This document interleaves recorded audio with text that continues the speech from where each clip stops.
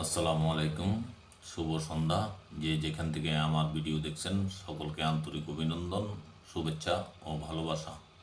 আমি মোহাম্মদ শিব্বির আহমেদ, চ্যানেল বাংলা 78 থেকে বলছি। ডিবিসি নিউজ 24-এ একটি নিউজ আসছে, যেখানে বলা হয়েছে যৌথ বাহিনীর অভিযানে যুবদল নেতার মৃত্যু, তদন্ত কমিটি গঠন ও ক্যাম্প কমান্ডার প্রত্যাহার। কুমিল্লায় আইনশৃঙ্খলা বাহিনীর হেফাজতে যুবদল নেতা মোহাম্মদ তৌহিদুর রহমানের মৃত্যুর ঘটনায় সংশ্লিষ্ট ক্যাম্পের কমান্ডারকে প্রত্যাহার করেছে সেনাবাহিনী। এছাড়াও মৃত্যুর সঠিক কারণ উদ্ঘাটনের জন্য একটি উচ্চ পদস্থ তদন্ত কমিটি গঠন করা হয়েছে। শনিবার দুপুরে আন্তঃবাহিনী জনসংযোগ পরিদপ্তর আইএসপিআর পাঠানো এক সংবাদ বিজ্ঞপ্তিতে এ তথ্য জানানো হয়।